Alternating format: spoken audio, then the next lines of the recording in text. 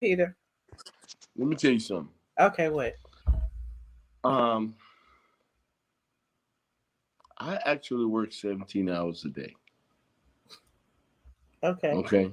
Mm, I actually have a plan.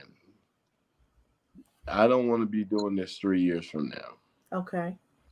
I actually don't watch the Atlanta Housewife, and the reason why I don't watch it is because it's painful for me. And the reason why it's painful for me, not what y'all are thinking, okay? It's completely what y'all, not what y'all are thinking. It's painful for me because that was my life. And even though I volunteered to do it, even though I did it, even though I don't regret it, it's not something that, it's nothing about it that I want to flash back to and say that this was a great moment. Okay. Nothing about it. So I cringe when I even see myself on the screen. I really do. Okay? I can't watch none of it. I think I watched the episode where I got married 3 times in 9 years. I Mhm. can't watch it. I promise you I can't. Okay? And I probably would never will. Okay? I have a daughter that's 36 years old with two beautiful grandkids that's, by the way, bop, bop, bop, bop. They're on that ABC #1 show. You understand what I'm saying, with Anthony Anderson? So I'm proud of that. Mhm. Okay, I have my 25-year-old daughter in Houston, Austin, Texas, that's getting married in Ireland next year. So I'm preparing for that. I have my 33-year-old son. I have my 21-year-old son. I have my 16-year-old son. And that's my focus. I have my mom and my dad who live in Atlanta that's 83 years old. That's my focus. I got my business in Charlotte that my brother Earl is running, and then I have my business down in Miami. I have my coffee shit that I got to make it work because that's the only thing that's paying the bills right now. So 17, 18 hours a day, I am really busy. I don't go back to Real Housewife and pay attention to it because you have to know how to let go of shit. You understand what I'm saying? Mhm. And everybody said, why that nigga got RHOA behind his name on Instagram? Because my name is Peter Thomas. And if you Google Peter Thomas, there's probably around 15,000 of us in the United States of America. So because that's what I was attached to, I keep that as the hashtag on my name. Mhm. Okay? All right? Because if I try to get Peter Thomas, it ain't going to work. I got to put some other shit behind it. And since y'all already know me behind that shit, I just leave it there. So I hate when dumb people ask me that stupid shit. But anyway, okay, I fuck with you because I know the relevance of you. I fuck with you because I respect what you do. I Thank you. fuck with you because you have to expose certain things that without people like you, it would never be exposed. And then you'll be seeing it from one side and one side only. You feel me? Yes. Okay. All right. And because the gamut, and if you understand what the word gamut means, the full spectrum of what it is, and I'm not Apollo, I'm not gonna be speaking from the dictionary. You understand what I'm saying? You'll understand what the fuck I'm saying when I'm saying it. Mhm. Okay? So with the gamut, you have to see what it is from all angles, 360 degrees. Okay? I respect what you do. Thank you. And that's why I will always participate because my business is dealing with the public at all times. Okay. If they don't like me, they don't support me. And you've been doing it for a long time. Like we've Yeah, talked but I several ain't trying times to about beg nobody to your like me. history, and people don't really realize what your history is in this Yeah, but game. I'm always gonna be true to myself. Mhm. I'm unapologetic. Period. You understand what I'm saying? So with that being said, I'll always participate because one thing I do know about you, you're fair.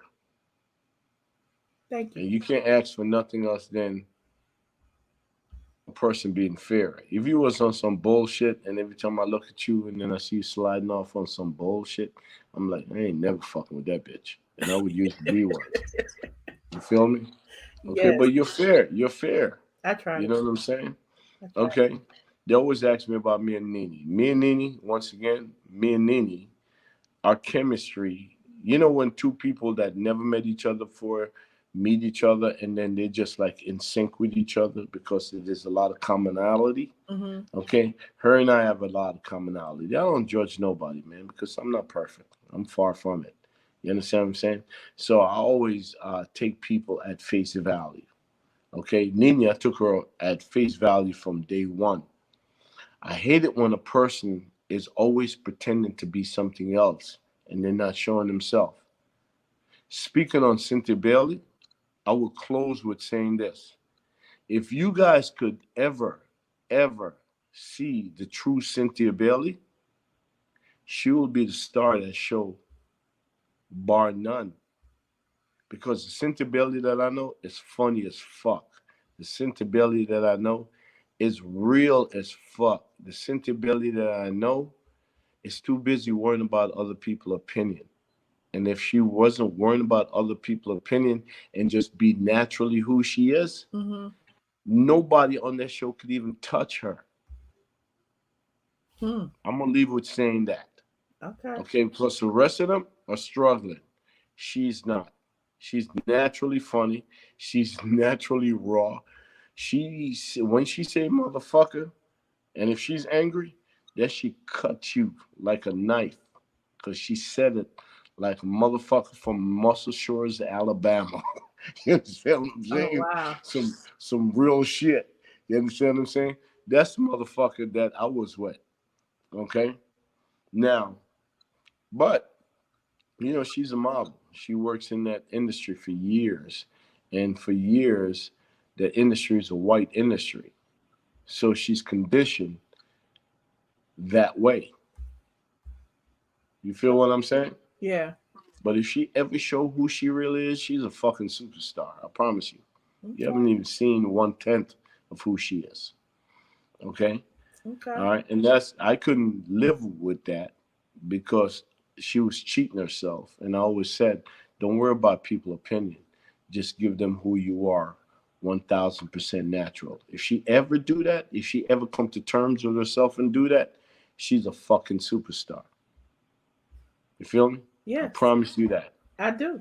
I agree. Okay. So with that being said, Candy, let's talk about the girls. Candy, love her to death. I think she's super smart. She's calculated. Too much influence in her life. Todd is the best one. Okay. All right. Cynthia Bailey. I don't know Mike Hill. Never met him. But I'm quite sure she choose him. He's a respectfully person because she ain't gonna be with no bum nigga. Okay. Three, Kenya. Smart as fuck. Understand the game better than anybody else. Play it better than anybody else. Okay. I don't know why her guy got into it because he knew what he was getting into when he got with her. Okay, so for him not to play the game, that makes him a sucker ass motherfucker because he knew what that was. Okay, all right, and who else? The rest of them I don't know. I don't know the model girl. Okay, I this don't is the know. last question, and I don't want to like Yeah, go into everybody, yeah. but everybody want to know how you feel about Cynthia and Nini's friendship or failed friendship or whatever they've been going through. I promise you, the 4 or 5 years that the first 4 or 5 years that I was involved in the show, Nini and Cynthia. Oh my God! I think we didn't act it out on the show. It was real on the show, and I like them niggas. I used to wake up to them niggas talking, go into bed with them niggas talking. That shit was annoying as fuck. Mm-hmm. I felt like I was getting robbed from my wife. You understand what I'm saying? Because there was always talking. They talk too much. They Mm-hmm. was on the show. They get up 7 o'clock in the morning talking until 9 o'clock. Then when I get home at night, they talking on the phone. It's like they trying to figure out everything. They're always on the phone. That shit used to be annoying as fuck. I promise you. I couldn't deal with it. That's one of the things that was the Achilles. That's the shit that's fucked me up. You know what I'm saying? I'm like, yo, really, let's take time away from this. Mm-hmm. Yo, people, trust me when I say this to you. When you invite the cameras into your house and they're paying you $1.5 million a year to do something, they have rights and you gave up your rights. So when I used to wake up in the morning and Cynthia would tell me that the camera crew is coming over, and I know that's average on an average of 10 people, okay? and they're gonna be in there for several hours. And before the camera crew came, the glam what? The makeup artist, the fucking wardrobe Makeup person, artists, the Bailey all of those. boys, Yeah, the the Bailey boys. stylists. You remember the Bailey boys? You Mm-hmm. know what I'm saying? They all came. Mm-hmm. So I felt like I didn't have a life. I felt like those people were in my house all the time. Okay.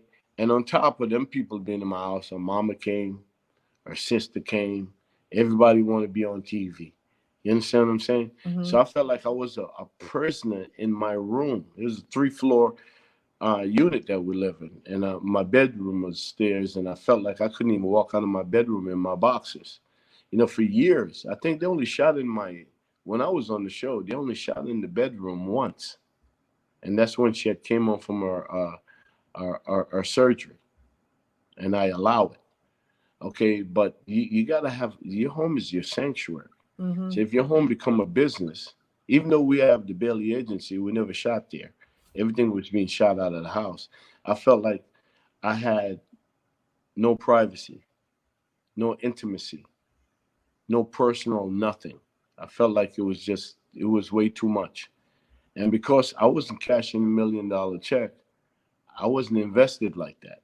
The Mm-hmm. check didn't come to Peter Thomas, it came to Cynthia Bailey. You understand what I'm saying? And because we never had a joint account, okay, I felt like it wasn't a true partnership. And that's why I walk away from it. Okay. But outside of that, she's a beautiful person. She's a wonderful woman. Michael, you have a great partner, great woman. He's been in TV all his life too because he's an anchor, he's a sports analyst, right? Mm-hmm. So you always have the camera in front of him. So that's a perfect marriage. It wasn't a perfect marriage for us. I commend them. I applaud them. I wish them the best. You understand what I'm saying? Okay, I'm happy. Don't feel fucked up for me because I'm happy as fuck. You understand what I'm saying? I'm living my best fucking life. You understand what I'm saying? I'm Peter Thomas once again. Okay. So with all of that said, it's a great platform if you make it what you want it to be. If it own you, you're fucked up. Okay. Okay. Okay. And Michelle, Yes. you're necessary. And that's why I fuck with you. And you are always fair to me. And I will always fuck with you because you're always fair to me. Thank you. You feel me? Okay. I I do. know we took up all your time tonight. You didn't see none of this shit coming. Apollo was crazy as fuck. That Monopoly game was some intense shit. You understand what I'm saying? I had a good Okay. time with y'all. I appreciate y'all for joining me. They saying you didn't answer the question about Nene and Cynthia's friendship, but I'll let you ride. I don't know. I don't know what's going on. I haven't been around Nene and Cynthia for the last 36 months. Mm-hmm. So I cannot honestly answer a question on something that I don't know the temperature of. Okay? I don't know what's going on with them. Yeah. I haven't seen Nene and Cynthia in the same room in 3 years. So I can't give you an honest answer. Yeah. I'm not gonna lie. I knew when we were together, we were tight as fuck. Mm-hmm. You understand what I'm And saying? I was And around those, them. Like you introduced me to Nene when she was hanging out with Cynthia at Bar One. Remember that? yeah, So yeah. yeah. And what y'all saw when I was on it, that was real as fuck. Mm-hmm. Because I never tell those girls what I'm gonna say. Mm-hmm. I just do it. The producer, Carlos King, he loved me because like he would said I would study the shit, then I would see what's going on, and then I said, what is fair, Peter? And then I would jump in and say what is fair. When the guys, there was no men on the show before that would do that. They would like what that lady Charlotte said, yo, if I tell my nigga to put on a skirt, he put on a skirt. No, I'm not the nigga that ever gonna put on the skirt. Mm-hmm. I'm not gonna do the TikTok and play your role. That's never gonna happen. I was very disappointed when I see Alice Rodriguez do that. And then I see Russell Wilson do that. I was even more fucked up behind that. You understand what I'm saying? And I know it's fun and game, but I'm not doing that. Okay? Because I know the perception of how little boys see that shit. And if I have a little boy and he's a little boy and he doesn't have any tendency of being a gay boy, okay, I don't want to show him that. Because it's two coins, it's two sides to that coin. Okay, I think everybody should be 100% of who they are. Yeah. That's not who I am, so I'm not going to do that. Not even for fun and games. You understand what I'm saying? Because perception sometimes become reality. A lot of y'all out there think I'm still broke and fucked up, but I paid $1.3 million for the condo that I'm living in. All right, and the rent of my restaurant is $35,000 a month. The rent in Charlotte is We ain't talking about money $15,000 a right month. now in the midst of this Yeah, recession. but yeah, I We gotta just tell got on these. candy I about gotta that. tell We know these you're because rich people. 5% of them are bums, and 5% of them that tune in are bums, and they think niggas are bums. We're not. You understand what I'm saying? Mm-hmm. For me to keep my life afloat, and right now I'm not gonna say I'm not in trouble because this coronavirus shit got me fucked up. Mm-hmm. Yo, both my business are closed. Mm-hmm. Okay, I go from making $170,000 a month to making nothing, making what, $4,000 or $5,000? No, a week, Mm-hmm. 170,000 a week to making $3,000 a week. I'm in trouble. I promise you, I am. But I'm a king, so I'll figure it. I'll figure it out. Yeah. And You trust me, that's understand what what I'm I've been saying? saying to all my friends. Like, Yeah. don't stress. I like, ain't nobody making no money right now. Ain't nobody doing anything right now. Like, Yo, listen. We are. I hate the word bottom feeders because it's so deplorable. But at the same time, black people in America, okay, it's 60,000 of us, 60 million of us in America versus 350 million people, okay? And with saying that, they never really see us. We have to fight for everything that we have. They don't really give us anything. mm-hmm. If you're not a food stamp mentality motherfucker, then you have to fight for what you got. Mm-hmm. You understand what I'm saying? If you're not a weak, if you don't want to live your life where you know what the paycheck is going to be at the end of the week, exactly what the amount is going to be after you take out taxes and all of that shit, then you have to fight for what you got. Michelle, you work for yourself. I work for myself. If we do nothing, nothing happens, right? Yep. Don't work, And don't then do we're it. and then we're fucked up, right? Right. Okay, so we have our courage, and I'm not dissing anybody, but I'm saying the choices that we make is that we have to get up in order to get paid. Mm-hmm. We have to get up and show out in order for us to get paid. Okay, and with that being said, okay, I don't get a day off. Right. You understand what I'm saying? Never. Yeah. Because I'm not at a place where I could afford a day off. So with what we're going through right now, a lot of black business owners, small business owners, they're being crippled right now. Okay? They're being crippled. Okay? I told you the other day you're going to be good. And the reason why I say that is because there's certain things that strive in atmospheres like this. People need content. People need real shit to relate to. People need the liquor store to be open. People need to call out Weed Man and he got the strongest chronic ever. You understand what I'm saying? Mm-hmm. Okay. People need the shit that makes them comfortable while they're going through shit like this. Because we always gonna pay for what we want to pay for. Right. But yo, I have a $18,000 payroll. And I'm saying, fuck, I didn't make $5,000 this week. Mm-hmm. So I got to find it. If not, my business is crippled. Right. You feel what I'm saying? Mm-hmm. Okay, so a lot of people don't understand the shit that comes along with that. So there's a lot. The reason why I tuned out and I don't pay attention to certain narrative is because I can't afford that narrative to get into my fucking head. Because I still got to take care of not just me, not just my 5 kids, not just my 2 grandkids, not just my mom and my dad, not just my 7 sisters and 4 brothers, but I got to take care of so many different families. And I have to stay strong in order for me to remain strong. Yeah. You feel what I'm saying? Yeah. Okay. So with that being said, okay, the reason why I called you up and said, baby, what are we doing today? Okay, because I need a stimulus plan. You today was my stimulus plan. Mm-hmm. You feel me? I got you. Okay, because I know so am people are I. gonna tune in and people are gonna act. All right, and my whole life depend on the energy around me. Mm-hmm. My whole life depend on the energy around me. Yep.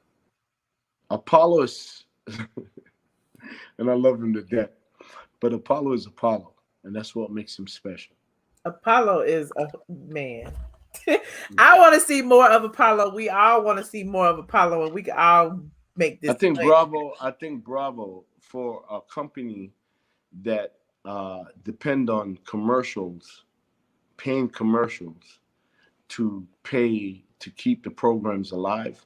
They need people like Apollo, because right now, I look at the ratings. I don't look at the show, but I look at the ratings. When Apollo and I was on the Atlanta Housewives with Greg and Todd, we were averaging a 3.3. That's 3.3 million people watched the first run. 1.5 watched the second run. So that was almost that's 4.8 million people on a Sunday night that would watch it. And then that show would repeat itself 20 times a week before the new episode come on Sunday again, right? That's a lot of fucking money in commercials. You feel what I'm saying? Okay. The reason why I watch the ratings now, and I'm telling Apollo, because I don't really need it, because there's nothing in my life right now that somebody said once you become a celebrity, then you're always going to be a celebrity until the day you die. It's how you die and where you are when you die that made it good or bad. You understand what I'm saying? I'm never going to be in what are they doing now? You know those episodes like what are they doing now when the niggas all fucked up? Yeah. That's never going to be. It's a whole lot of old MTV reality stars, and they do all of those old shows. Yeah. Never going to be me. So